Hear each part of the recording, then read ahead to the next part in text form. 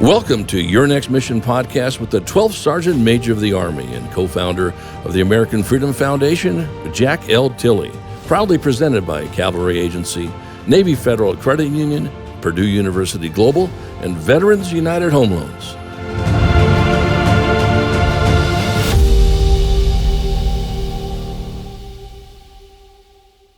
Good day out there, veterans and families, and welcome to Season 2 of Your Next Mission, a new program initiative of the American Freedom Foundation. I'm Jack L. Tilley, 12th Sergeant Major of the Army, and your host. I always love saying that. We have a great show for you today. In fact, we have a wonderful show for you today.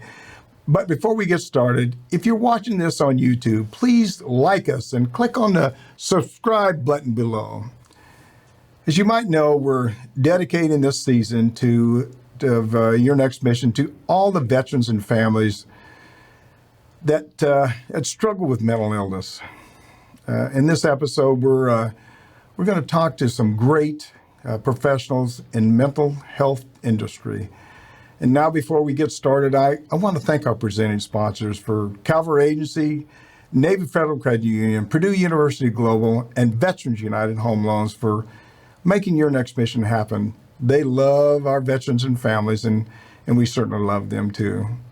As I mentioned, today's theme is about mental health. And I'm so excited to introduce from the mental health systems, Dr. Wendy Broughton, I hope I said that right, yes, Chief Operating Officer, and Dr. Laura Otis-Miles, Senior Vice President. Welcome to the show. It's so good to have you on the show. Thank you so much. We're delighted to be here. Oh, you look so pumped up already. I'm ready to go. Before we get started, the audience always likes to hear a little bit about you. So I'll start with you, Wendy. Could you tell us a little bit about yourself? Sure, I'd love to. I'm one of those people that I want to give back. I have been given so much in this life that when I had the opportunity to join mental health systems, it was in 1998. As a matter of fact, it was 23 years ago yesterday that I've been at the agency. So yes, I started when I was 4 years old, and I've come a long way. Since you're 4 years old. I started going backwards years ago, that's for sure. So anyways, I got into this behavioral health industry really out of passion for wanting to make a difference. As many of us, we have family members, we have people that we know and love and care about that have struggled and needed this kind of support and this help. And so it just crawled under my skin, and it became something that was more than a passion. It was a calling, something I had to do, probably much like yourself, called into military service and living that out. And so that really is what drives me to come to work every day. Yeah, I told you a little while ago, I've suffered from post-traumatic stress for probably 40 years and stuff like that. So the things that you guys do to help our veterans and families, really everybody, I certainly appreciate it. And it's tough. There's a lot of people out there that struggle every day that really, quite frankly, just need somebody to talk to. So Wendy, how about yourself? Like Wendy said, I said Wendy, I mean Laura. Yeah, that's all right. There you go. That's all right. Well, like Wendy said, it was a calling for me as well to come into the behavioral health field. I have a military family background. Oh, I got to cut you off right there. Yeah. You was in them? Your mother and father was in the military? My father was in the Army, grandfather and uncle were in the Navy. I know, and I liked you a lot better than I like it. Oh, is that right? How long did your father stay in the Army? He did about 4 years. Yeah. Yeah, so not a career like you. Like 36. I was a slow learner. Go ahead. Yeah, he then found his calling into law enforcement and worked for San Francisco Police Department for the remainder of his career. He's retired now. But with that said, I also have a sister with lived experience of mental illness and behavioral health challenges. And so it was a calling for me to go into the field because I wanted to learn more and I wanted to find my way to be able to give back.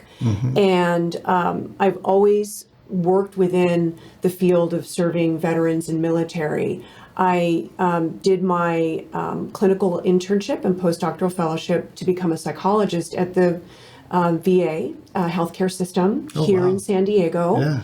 And I also worked for the VA Medical Center in Indianapolis. So I've gone outside of San Diego, but returned back to San Diego and joined mental health systems. And my 11-year anniversary was 2 days ago on Monday. 11 years Hey. at MHS, Right. and joined our team working on our Courage to Call program, which I know we'll talk more about. Well, that's great. You know, I was going to say my 51st wedding anniversary is coming up here in January 16th. So, yeah, that's good. So, before we get started asking any more questions, I'm going to thank you guys for what you do. I guess I never realized all the issues we had as far as mental health issues in this country. Still, till you start looking around and see all the people that are homeless and you just think, God, can't you do something? But the fact of the matter is, most of the people that are homeless do have a lot of mental issues. That's such a shame. Wendy, can you tell us a little bit about the mental health system, the history of the services, and offer any of the people you serve, or talk about the people you serve, I guess? Yeah, happy to. So Mental Health Systems was founded in 1978 and really just started as a very small program serving clients with mental health issues. And it has since grown. So we serve 14,000 people. We can touch 14,000 lives on any given day. We're across 10 different counties. Our scope is quite large. We have about 1,000 employees or so. Holy mackerel. Yeah, over, between 80 and 85 different programs at any given time.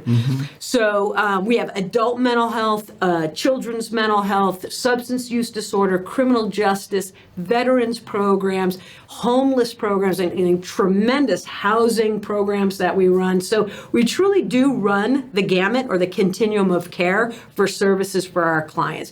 We have a saying that there's no wrong door. You can come in asking for one thing, and we're going to plug you in for another if that's what you need. We're going to make sure the job gets done. No one is left behind. This is probably a crazy question. Is there like a number one issue or what's the number one issue, I guess, when you look at mental health? Well, sir, I'm glad you asked that. I mean, there are a lot of things that are compelling our society today. If we just look at where we've come from with COVID as an example, the social isolation, feeling of being disconnected, people saying goodbye to loved ones, through a glass, outside a building, outside of a hospital, people welcoming babies over FaceTime. I mean, it's truly a remarkable time right now, and people are feeling more isolated and disconnected than ever. So you think COVID is the number one issue as far as... Well, I just think the social isolation that has been characterized from quarantining and people having to remain what we're calling socially distant. There's so much more. When you have compelling and compounding issues going on, I respect what you shared with us earlier, just talking about suffering from PTSD as an example. Those things are compounded when we feel that we're alone in something, or we have thoughts, we think something, and if there's nowhere to check it out or there's nowhere to counter that, it can just grow, it can spiral, right? And people can go down a rabbit hole very, very fast. And one of the things I appreciate that you all are addressing is, suicidality right now. And truly, if we don't get in there and offer people the supports and let them know it's okay to talk about what you need when you need it, then they're just going to become one of those very sad statistics that we see. I'm going to get you, and I'm going to make sure I get to Laura. But you touched on a lot of interesting things there, and I think because I told you about my own issues, post-traumatic stress. When I came back out of Vietnam, out of war, and I've been in a lot of different wars in my life. One of the things I really had a problem with was sort of fitting in, and the other thing I had a problem with was like anger issues, and it took me a while to work through that. But the way I worked through it, and you just said it a minute ago, the way I worked through that was communicating, was talking, was listening to other people. The best person for me, the best person for me was really my wife, or my spouse, talking to all the issues and letting her listen, say, you're crazy or you don't have a problem or whatever. But I think the key is, for me, and I think for a lot of people, is just to talk to somebody. It is that connection that you're talking about. So this is a platform for connection. Somebody can tap into this and feel like we're telling their story. Then they're not alone. Then they can start to talk. They can reach out for help. Oh, that's good. Laura, as I mentioned earlier, we are dedicating season 2 to all our veterans and families who struggle with mental health. And I know you have great programs called Courage to Call. That's right. That deals with specific issues. Can you talk about that a little bit? Absolutely. Not a little bit. You talk about what you want. Absolutely, Sergeant Major. So Courage to Call is based here in San Diego County.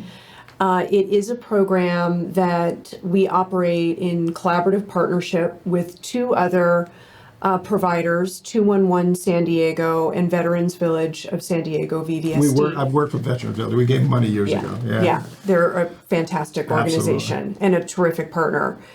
And what we do at Courage to Call is we engage veterans, active duty service members, reservists, service members, as well as National Guards and their family members. And I'm so pleased you brought up the impact of being able to include family members, because we know that they're crucial in terms of supporting veterans as well as active duty service members with navigating the challenges of mental health, particularly for transition back into the civilian workforce for those that are discharging.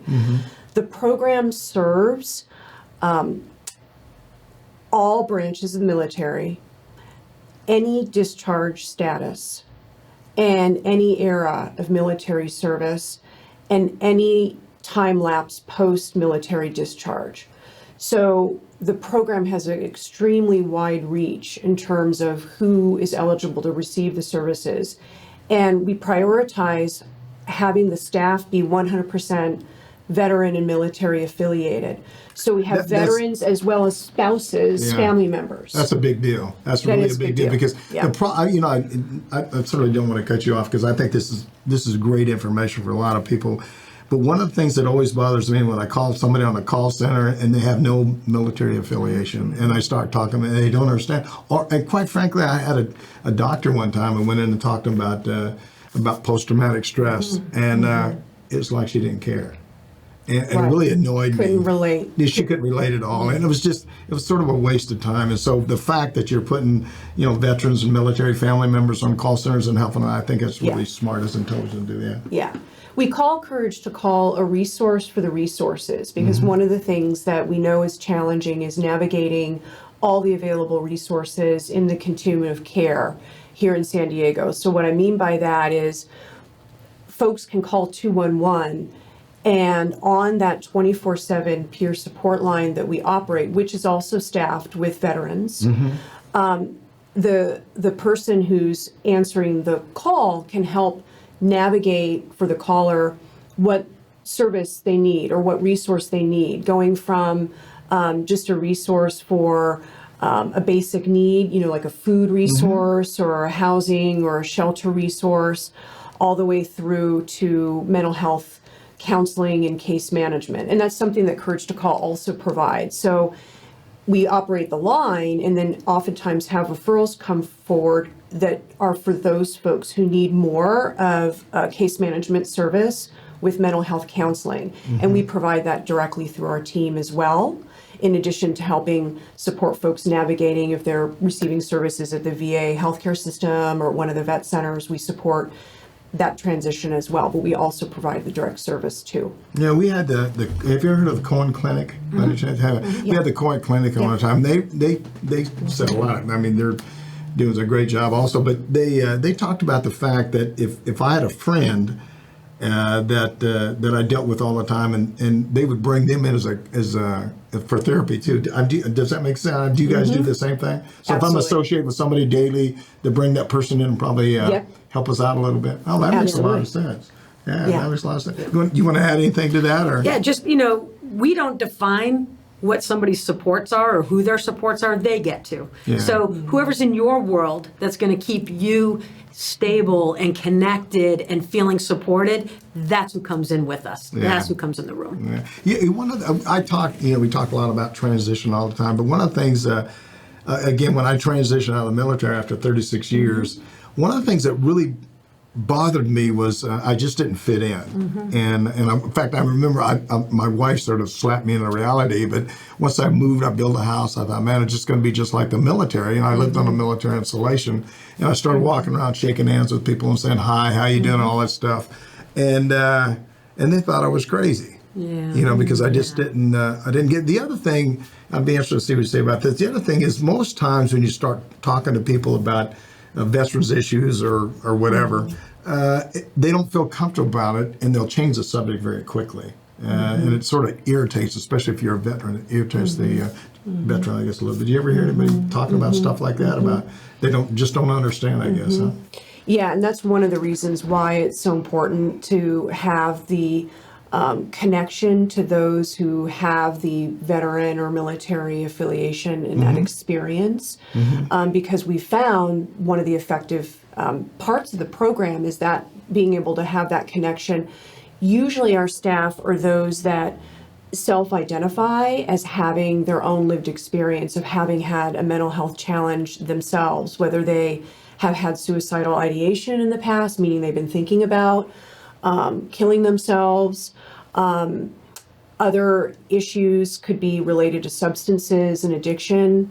That's another area in behavioral health that we're seeing a lot of challenges in, with many folks that, wind up becoming addicted to opioids. That's a focus of how to be able to engage folks and talking about that and being able to connect them to appropriate resource for treatment. The staff that identify as having been through those experiences, homelessness too. We have many staff that also express having been at risk of homelessness or having been homeless at one point in their life and having to kind of come out of that. When they're able to share as part of their work their own experiences, to bring that veteran or active military or reservist, or National Guard or their family member through talking about that experience, that I've been there, I got through it, here's what worked for me, let me offer you some suggestions. And of course, we have a whole host of resources to make available to them through the navigating the system of care. Do you get a lot of people that come in that are addicted to drugs? I mean, that are on active duty that approach you and need assistance? That's a really great question. One of the things we know that is an impact is stigma around disclosing challenges going on, particularly for our active duty members. Well, it's not just drugs; it's also post-traumatic stress. And that's what I wanted to say is, rarely do we have the luxury of somebody coming in with one issue, right? I mean, if somebody has, as an example, a mental health issue, they may have years of self-treating through substances, right? So to quiet the voices, to quiet the anxiety, they may be drinking too much. They might have that history of alcoholism. So to treat one, you have to treat the other. Yeah. So if somebody has been able to successfully navigate PTSD symptoms through addiction, then that's exactly what we have to do, is be able to address things simultaneously, not sequentially. We've got to treat the whole person. I guess I asked about myself. I told you already I have post-traumatic stress, and I dealt with a lot of issues. It's amazing to me how I was able to work through it. Because I don't think everybody can work through it. Is that normal? Yeah, you know what? Every individual is different. I think what we heard you share was, you had the fortitude to stand in your feelings where you were at. You were in the military. You were, being able to walk through it, face your feelings, talk about it, communicate, articulate what was going on for you, lean on the blessings of the relationship that you have with your wife, be able to trust that and move through those emotions to successfully heal in those areas of your life. It doesn't mean that it's gone away. It means that you found a way to live with it, right? Yeah. And you still know there are certain things that may trigger you, and that is normal. Yeah. That's what happens. But I think you might be a little bit of a rarity in that you were able to. There's no question that I am a rarity. You're a little bit of a rarity that you had that. That's right. Well, there we go. We'll give his wife some credit. Yeah. But the fact that you stood in that and walked through it and were able to articulate what you're going through,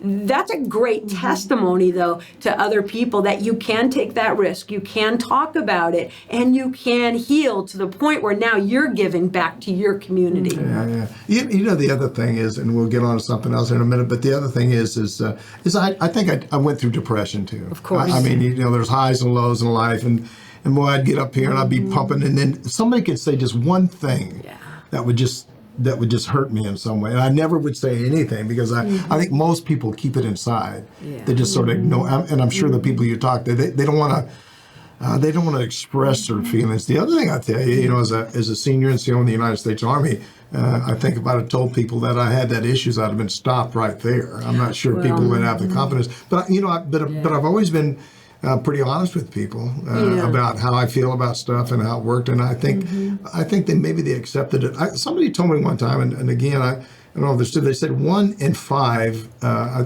don't know if it's in all services, but in the Army, suffer from post-traumatic stress, or PTSD, I think they call it now. Yeah. I wonder if that's true. Right? Yeah. I would dare say it may even be higher. Yeah. I would dare say it may even be higher. But I mean, absolutely. And the thing is this, you eliminate the barriers of stigma just by talking about it. And you alluded to that earlier, Laura, about stigma. And it's just so crucial, because what happens is when you're in that low point, your head will tell you, I don't want to bother anybody. They don't want to hear from me again. I sound like a broken record, whatever those, things that you're dealing with, when in fact, that's exactly what you need to do. Yeah. You have to let it out, you have to let it out in the sunlight. When it gets out in the sunlight and it's not a secret anymore, then you can heal from it. Yeah. I used to tell people, you can say anything about me, but you want, as long as you don't touch me. I think most people want to help somebody. Yeah. They want to do the best they can. They don't want to. They just don't want to hurt anybody. This is a great country. We have a lot of great people like you two right here that are doing God's work. There's no question. I'm sure that you were put on this earth to change the lives of a lot of people. One more question. I'll go into something else here. What about family? What about spouses? Do you see spouses that have mental issues, especially from the veteran community or any community? Yeah, we do. And spouses and family members are a priority for us to serve. But it's a spouse. I'm talking about a specific spouse. And I know, do the kids have issues too? Do they? Well, every family is different. Yeah. One of the things we do at MHS is we do offer services for children, youth, and families as well. So one of the benefits of operating Courage to Call is that we can also make referrals to our own programs that we operate to best serve that population. We have on our team family support partners, and these are typically spouses of active duty military or military veterans who are in the role to be able to engage with the members of the family, including the children that are in the home, and help support them as the veteran or active duty member is working on their recovery and resiliency.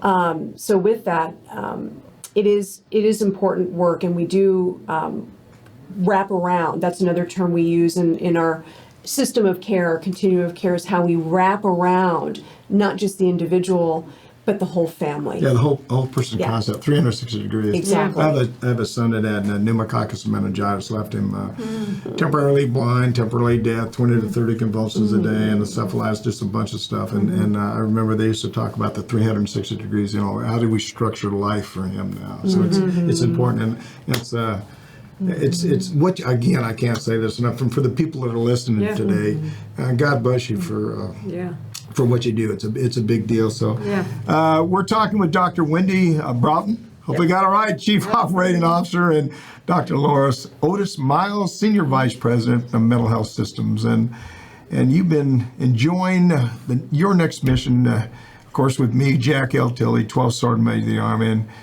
if you've been enjoying this discussion, I'd certainly tell you I have been enjoying this discussion. But if you've been enjoying the discussion with Wendy and Laura, please like us or click on the subscribe button below, because we need more veterans out there, because all we want to do is help you. All we want to do is help the people that need help and assistance. And everything, it breaks my heart sometimes when I see somebody that either commits suicide or has a problem or whatever, and think there's nobody that cares or love them. I would tell you that there's a lot of people that love you and want to take care of you, and that's evident by the two people that are here today. So let's take a quick break. We'll be right back, and thank you so much. You're watching Your Next Mission, proudly presented by the Cavalry Agency. They help brands dominate no matter their size. Ideas, strategy, action. This is Cavalry. Learn more at cavalry.com. Navy Federal Credit Union, the most trusted credit union owned by members of the military community, serving all branches of the armed forces and their families. Their members are the mission. Learn more at NavyFederal.org. Purdue Global, providing affordable online education for hardworking adults. Learn more about a personalized, innovative, and world-class education at PurdueGlobal.edu.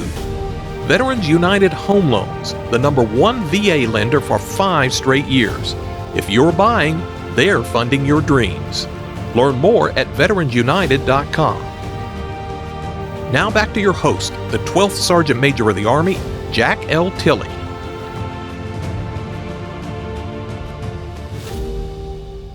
Welcome back.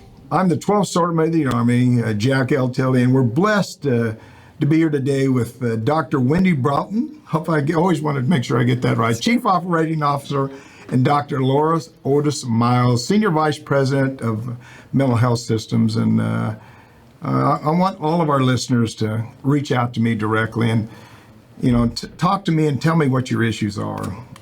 Tell us about your transition. Tell us about the things that you have issues about. It's too often we keep that stuff to yourself and we don't talk about it. The key to success in life is being a good communicator and being a good listener. And I want you to tell me your issues. Tell us what topics you'd like us to cover on this show. This is, I tell people all the time, it's not my show. I wish it was, but it's not. It's our show.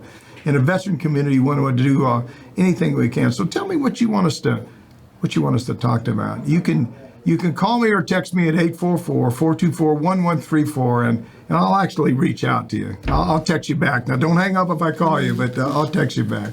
Or send me an email at smatilley@yournextmission.org. And, I'd love to hear from you. But again, I want you to understand it's not just about, it's just not about me, it's about us. It's about life, it's about God, it's about helping people each and every day. We live in a great country, and we want to do all we can for our fellow man and woman. So God bless each and every one. Okay, let's pick it up where we left off. Wendy, we're really heading into our final segment with you today, and I hope you and Laura enjoy. You're both doctors. I hate to call you Wendy and Laura; it just drives me crazy. But that's okay. You said I can do it. But I hope you've enjoyed this time with us. I hope you enjoyed the discussion. This for sure. I just really have just a couple more questions for you.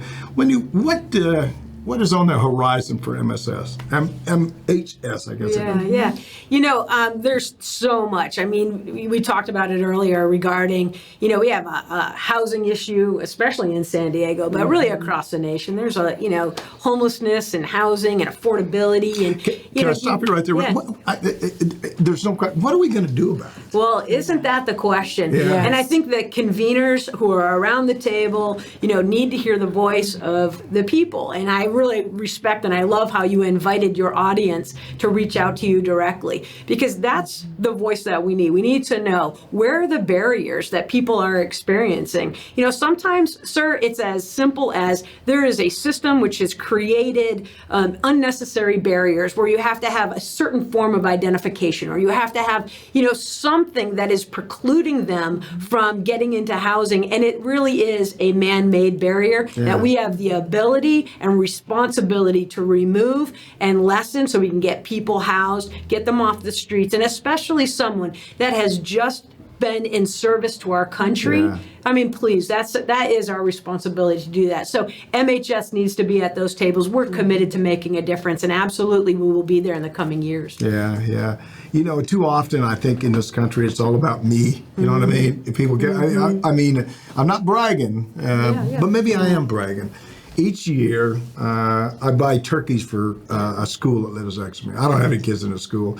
For Thanksgiving and Christmas, I'll buy them turkeys. And also I donate I think this year I bought 2 brand new bikes for some homeless kids that needed bikes.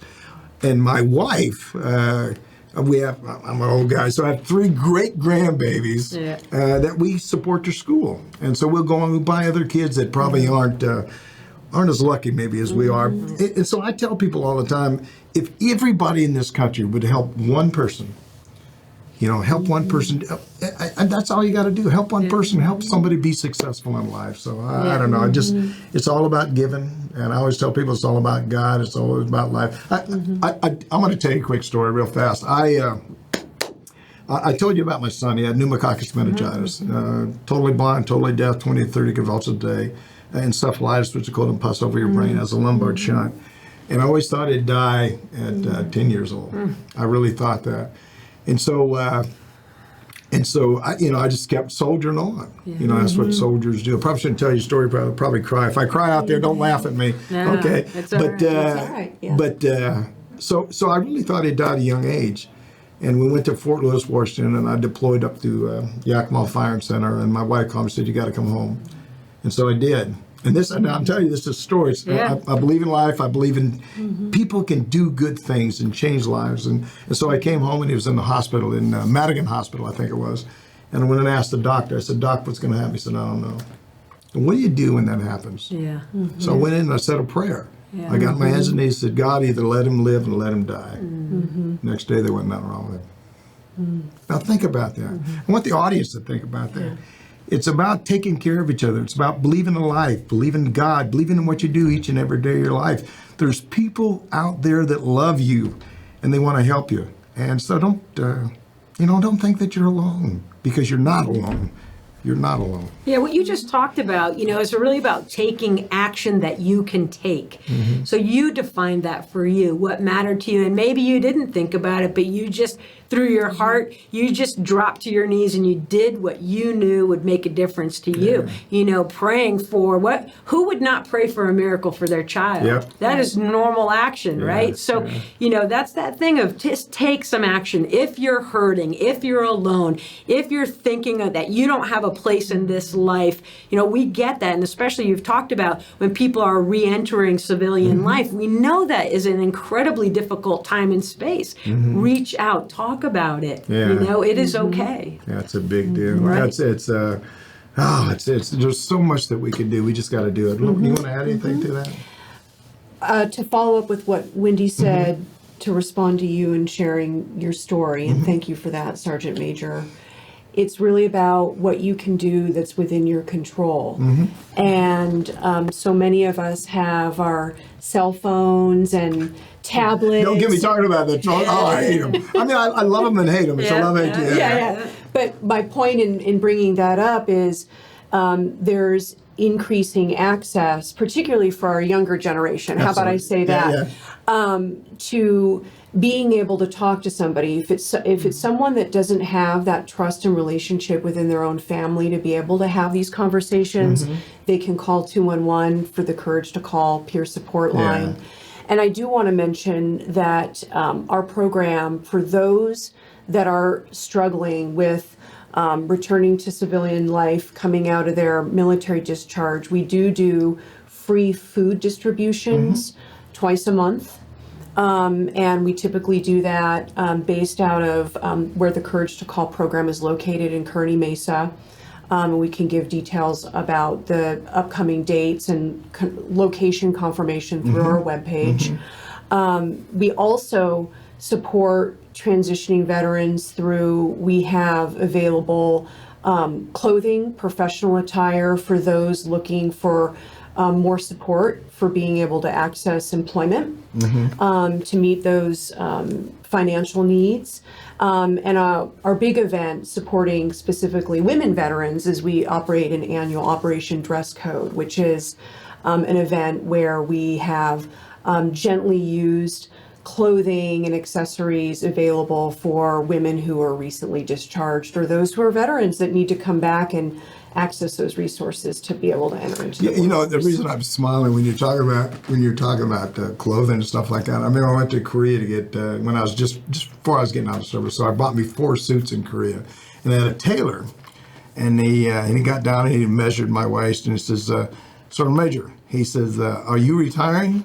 I said, "Well, yes, I am." He said, "I add 2 inches."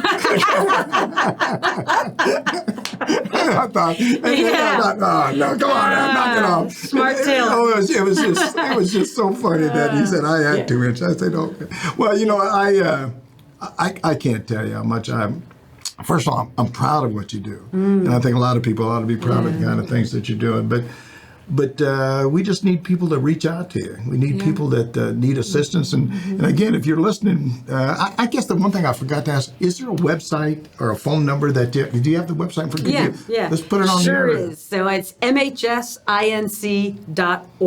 Okay. And you can reach our front office at 858-573-2600. Well, you got that down pat. Yeah, I got to get mine on a piece of I got to get mine on a piece of paper. Any final thoughts or anything that you'd like to add that maybe we didn't talk about? Anything. Again, this show is about how do we help our community and how do we help our veterans and family community. So any final thoughts that you guys want to add?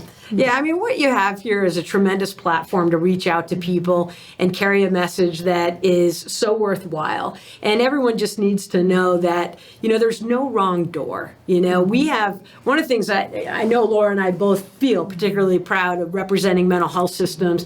And, we have an incredibly rich tapestry of employees at MHS. I mean, unbelievable people. And as Laura alluded to earlier, they have lived experience. They've been in the military. Maybe they're a loved one. You mentioned about the family members and the impact on families, the divorce rates or, broken families, if you will. All you have to do is go on any social platform right now and watch the reunifying videos when somebody's coming home from their tour, and the reunification, the emotion behind it, and the way that the families are just crying and the children. I mean, there's a tremendous weight on people who love those who are serving in our military. So it's just to recognize that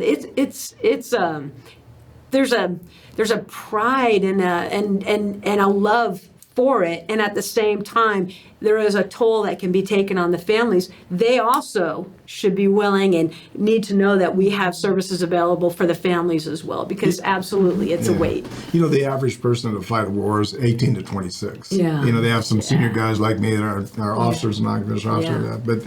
But when you got a young group of people that are fighting the war and then come back and try to fit back into the family, that's got to be tough, because they're still, I call them babies, they're still young adults. Well, and they have limited skill sets to begin with at that age, and we all know this. I have limited skill sets at that age. I was going to say, I'm in my 50s and I still struggle to. Well, I'm a little bit farther than that.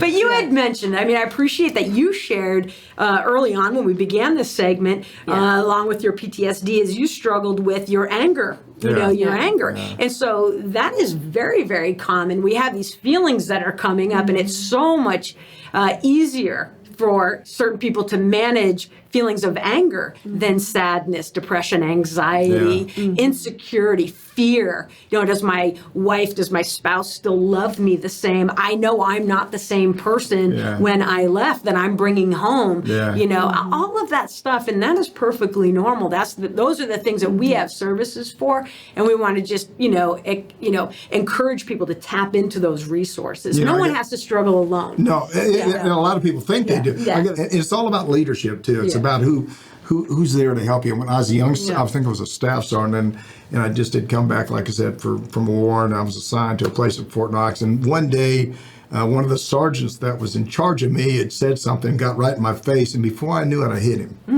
knocked him over a table. And he got up, and he was a sergeant first class, and I was a staff sergeant. And he looked at me and said, "Go home." He didn't do anything to me.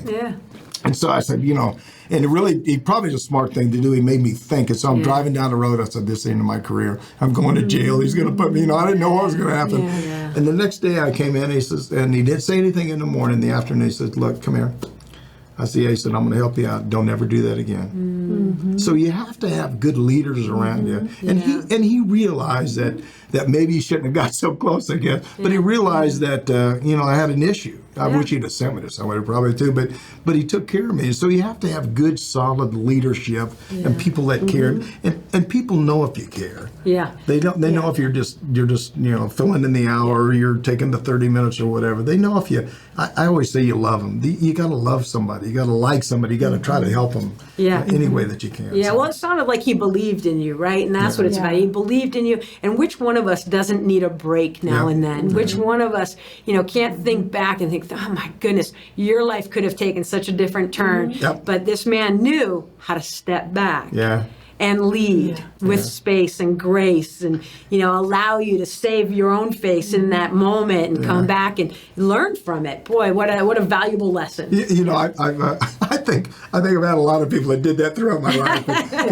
You just don't want to make one mistake. I think I made a whole bunch of mistakes. How about yourself? Any final thoughts? Well, we do education as well for providers that serve veterans, because what you said about good leadership and understanding what those issues and behaviors are, leading to a more positive outcome. So when we educate about military veteran culture to the other providers serving these folks, it also helps improve the leadership, so that when there is an incident, it doesn't mean it's the end of the world, right? It could be very much a door opening to be able to create a second opportunity or third or fourth opportunity. We work with veterans through this program who have wound up, what you said, like wound up in jail because of a behavior they engaged in as it related to their mental health or substance use disorder challenge.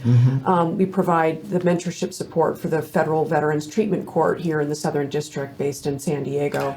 So, being able to engage those folks and being able to help prevent any other negative outcomes like that is something that's really important. And education is this conversation, and that's what we're doing here today as well, with your listeners. Veterans Court. There's 34 of them in Florida. Veterans Court. I got involved here a couple of years ago, and I own a small company with Purdue University in Wiley, and so what I did is I sent one of the guys down there to try to set up an educational program for them. So even though they go through the Veterans Court, at one point I wanted them to get their associate's or their bachelor's degree, even their master's degree. So it sort of worked out pretty good. I'm not sure. I got to go back and check on it a little bit. Hopefully it's doing good. Usually you got to check on it, but I just. I don't know if I can say enough. I just want to thank you guys. It's so important what you do, and you make a difference every day. So, thank you. God And we're bless so proud to continue serving veterans. Yeah, we're absolutely. actually opening another program in Cathedral City near Palm Springs. It's a veterans village that's being built from the ground up in partnership with urban housing communities. Speaking of housing and the need to provide affordable and supportive housing for our veterans. And they're building right now, and we're hoping to move our first veteran in May of 2022. It's 60 units out in Cathedral City. So stay tuned. God bless you. God bless you. Thank you very much. Well, thank you very much. And then thanks to Dr. Wendy Broughton, There you go. President and CEO, and Dr. Laura Otis-Miles, Senior Vice President of Mental Health Systems. I'm Jack L. Tilley, 12th Sergeant Major of the Army, and hope you've been enjoying your next mission. Thank you for being with us today, and please visit our website at yournextmission.org and leave me a review. Hopefully, I always tell everybody, hopefully it's a good review. I don't want nothing bad, but if you want to put a bad one out there, go ahead and do it. You can also visit our partners there, who will provide you with so many services that can assist you with your transition out of the military. I know when I got out of service, I wasn't sure where to go to, but there's stuff on there that can help you through that process. And just like the doctors that are with us today, they can help you also with that stuff. Also, please visit our corporate partners and see all the jobs that are there. There's thousands of jobs. I just want you to know that there's people that love you and want to take care of you. So reach out to us. We'll help you out. Please know we want to assist you in any way we can. We do this show not for me. It's for you. It's for your families. It's for your children. It's for all of us to help each other out. And again, people always say thank you for your service. Well, I want to thank you for what you do. And remember, we're a family, and we're going to take care of each other each and every day. I never thought I'd ever said this, but please follow me on all my social media channels. This is crazy. I don't know about this stuff. Facebook, Twitter, Instagram, YouTube, LinkedIn. And if you've enjoyed our discussion with Wendy and Laura, please like us and click on this on the subscribe button below. We've got to pull together. We've got to help each other out. And we do it as a team. We do it as a family.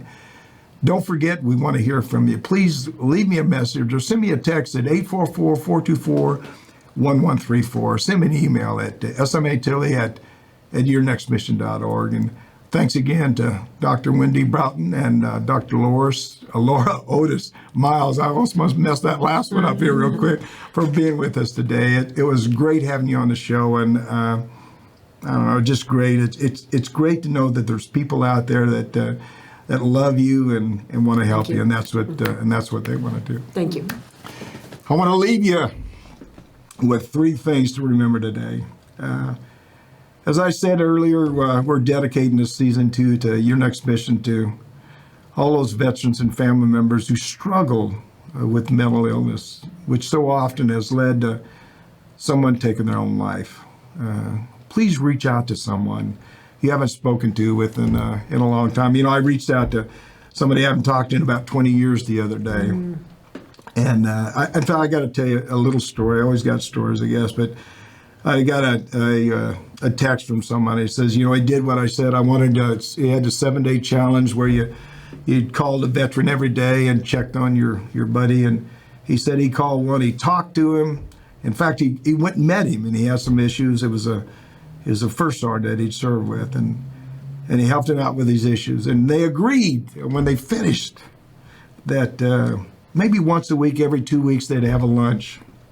And so about 3 or 4 days later, he came back and he'd passed away. It's the little things that mean a lot. And so don't forget about giving. Each and every day we need to help our fellow man and woman. The second thing I like to do is, you can see I got an Army hat on. You know, you may not be in the Army, you may be in the Navy or the Air Force, Marine Corps, or Coast Guard, but I want to start something. I want every Friday, I want you to wear your military hat. I want you to show people that you're proud of your service and you're proud of this country. And if you really got a great hat and you got a great picture and you're not old like me, take a picture, send it to me, put it on social media. Let me see how you look. But it's about leadership. It's about God. It's about helping, again, our fellow man and woman. And then the last thing I want to do, I want to encourage everyone to reach out to your neighbor. You know, offer a smile or a helping hand. Too often we just sort of close. I tell people all the time, when I moved into the civilian community, all they want to do is close your doors. I want them to open those doors. Together, let's try to bridge that divide that has affected so many of us lately. We want to do that. We want to be a team, a family. It's a great country we live in. So just try to do, maybe if you can do all of those, it'd be great, but I'll do at least one. Okay? But don't forget, we're a family. Again, thanks for being with us today. It's really important that we sort of pull together. And thanks to Cloudcast Media and, of course, our 4 presenting sponsors: Cavalry Agency, Navy Federal Credit Union, Purdue University Global, and Veterans United Home Loans. We appreciate all they do for our military. So, as always, I'll see you on the high ground. Hooah!